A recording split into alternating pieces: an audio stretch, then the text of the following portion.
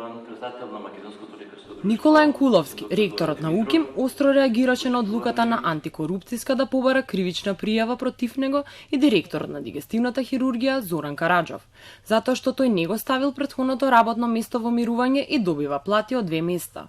Тој смета дека се прави обид да му се наруши чест и авторитетот и тврди дека не крши ниту еден закон и нема судирни интереси како што велат антикорупционерите.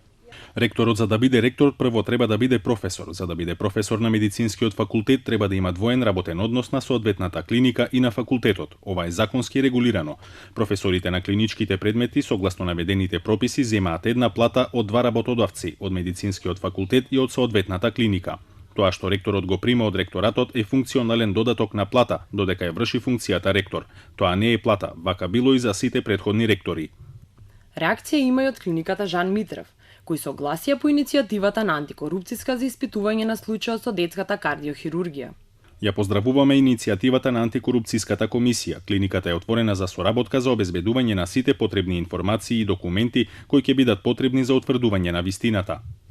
Антикорупционерите на вчерашната седница одлучија да испитуваат дали договорот на Министерството за здравство со клиниката Жан Митрев за детската кардиохирургија според закон, но и зошто ректорот на УКИМ Јанкуловски земал 2 плати.